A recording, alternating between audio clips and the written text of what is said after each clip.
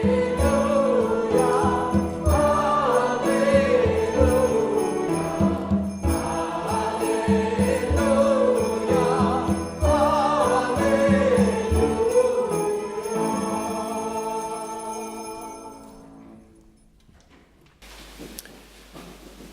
are often surprised to find her popping up in the pages of the Bible, woven into a poem, spoken about in Proverbs, working with God in the creation of the world.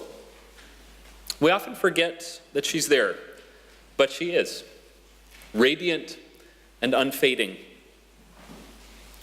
Wisdom is not just an idea, but a character in the Bible. Did you know that? She is always personified as feminine, and she shows up from time to time. This presence dancing with God and with human beings, providing light and life for the world. We heard just a little bit about her in our first reading this morning, and what we heard emphasized that she is not hidden, present only for a select few who happen to be particularly gifted or exceptional or wise. No. She is easily discerned by those who love her and is found by those who seek her. There's something lovely and true about that, isn't there? I mean, if I were to ask each of you to name a person whom you've known, whom you consider wise, I know we would end up with an incredibly diverse list of people. They would not all be professors. They certainly would not all be pastors. They would not all be highly educated. They would not all be the same age or speak the same language. They would be women and men who have listened well to their lives and to the world around them, who've lived with an openness to learning, and who found wisdom sitting at the gate and have been ready to listen. These verses we heard say that wisdom isn't hidden in some secret knowledge or on some distant mountaintop. She's right there at the gates of your life. The reading is clear about that, but it doesn't say very much about what wisdom looks like in practice or how a wise person behaves. Our gospel reading says something about that, however. The way Matthew tells it, Jesus spent his last days teaching a lot, telling a number of stories that illustrated something of God's kingdom, of what living pointed toward God's priorities looks like. And one of those stories had to do with a wedding banquet and a late groom and a group of bridesmaids, some of whom are described as foolish and some who are described as wise. It helps to know just a little bit about weddings in this time and culture. In Jesus' culture, guests assembled at the home of the bride on the day of the wedding and waited there for the groom to arrive. Maybe some of your cultures have similar practices. When the groom finally did come, the guests went outside with lanterns to welcome him. That's kind of the background or the setup for this story, a very ordinary event in the daily lives of people in Jesus' community. And something goes wrong, which is also not unusual for weddings, of course. Flower orders do get lost, musicians do show up late, caterers do mix up menus.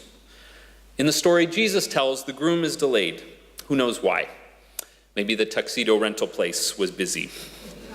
That whole backdrop is very ordinary. The parable really means to focus our attention on the guests and the two types, the bridesmaids who are described as wise and the ones who are described as foolish. By the end of the parable, one group is inside singing and dancing with the rest of the party guests, and one group is left outside in the dark, where the sounds of the celebration drift out those well-lit windows. This is not an easy parable. I tend to like the stories of Jesus that emphasize enough to go around, that speak of there always being more room at the table. This isn't exactly one of those. We'll come back to the story's troubling ending in a little bit. But for now, we need to talk about those two types of bridesmaids, the wise and the foolish. It's pretty clear that this distinction matters. It's pretty clear there is something about these wise ones that we are supposed to emulate, and about the foolish ones that we are supposed to avoid. So what exactly is it that we're supposed to emulate here? Well, the end of the parable makes one suggestion. Keep awake, Jesus says. So we might imagine that that's what it means here to be wise, to keep our eyes peeled at all times, watching for Jesus' return. There are stories in Scripture that point to that idea, but I would say not so much this one, because in our story, all the bridesmaids fall asleep, the wise ones and the foolish ones.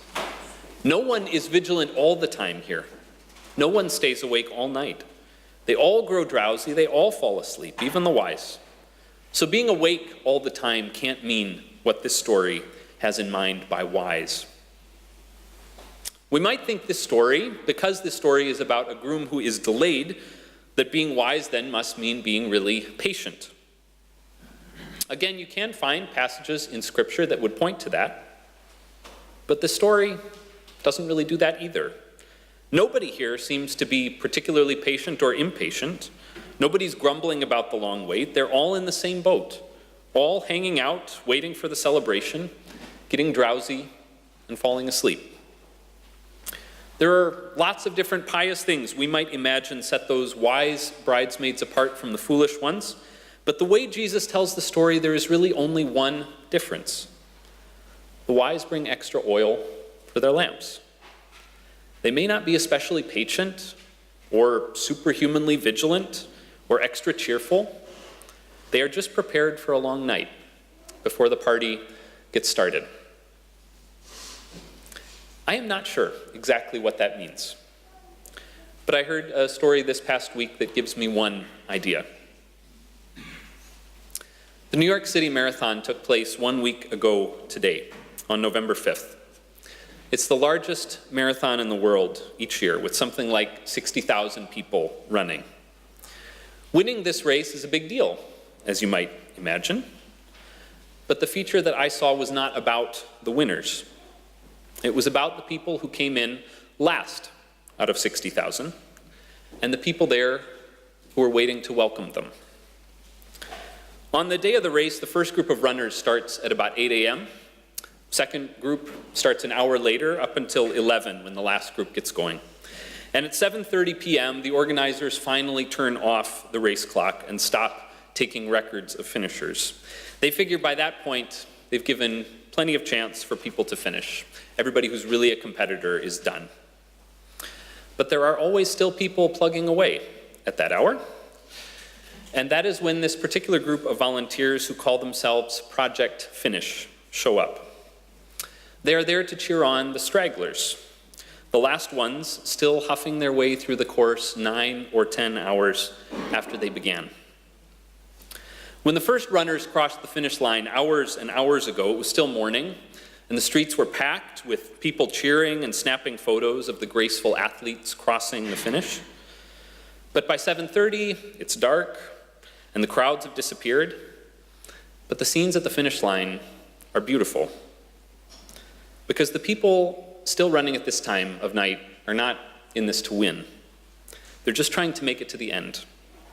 People of all shapes and sizes and ages, many of them in tears, some of them dancing, some of them with arms locked with other runners beside them. They're the last finishers of the race, but they made it, and their joy is unabashed and uncontained.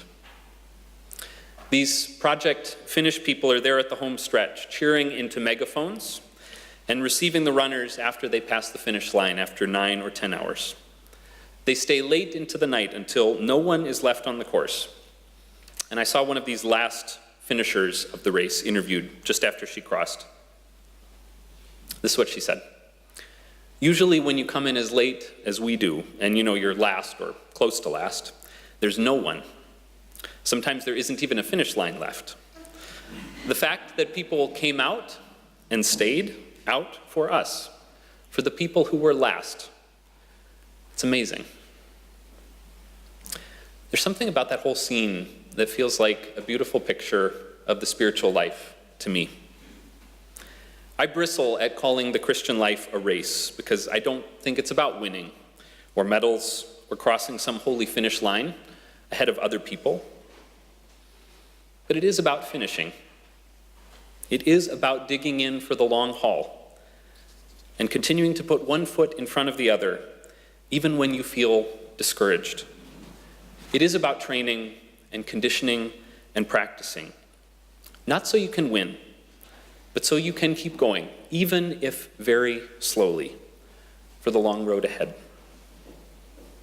That training and practicing probably looks very ordinary most of the time. Things like prayer and worship and scripture reading and commitment to community, like mutual encouragement, locking arms with others at times, cheering on someone else who needs it. Many of you know that George Poshfai died this last Tuesday. And if you want to talk about someone who trained for the long haul, or someone who brought along extra oil for his lamp, you cannot do much better than George. The stories are endless, not only when it comes to his professional life, pastoring congregations on multiple continents, building bridges among diverse and far-flung churches, serving with the Lutheran World Federation for decades, but also when it comes to his personal life. It would be fascinating to learn how many people in the world consider George a mentor. This keeps coming up. He encouraged others in ministry. He gave his time to friends in need. He prayed with and for others.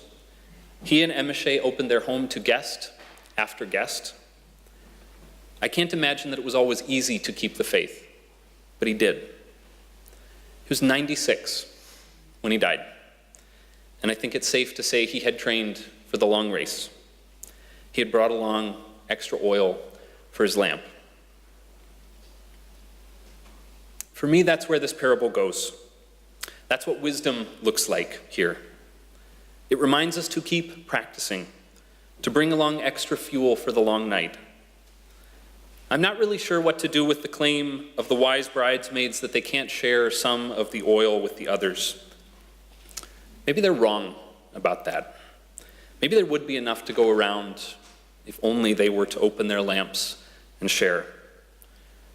What I do know is that this parable calls all of us right now to keep going, to keep praying and seeking and hoping and following, and to keep cheering on the others too.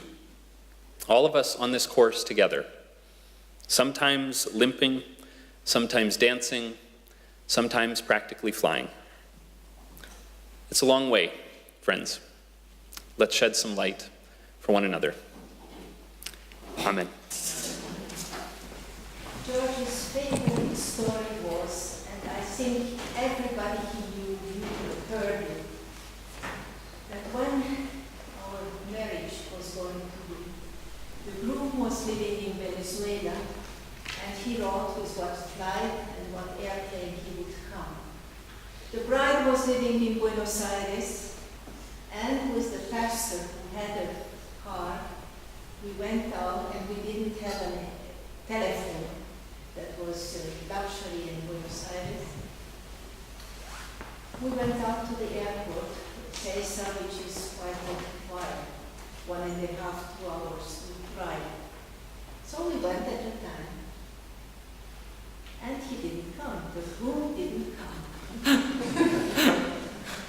And so then we asked around, nobody knew, nobody wanted to give any information.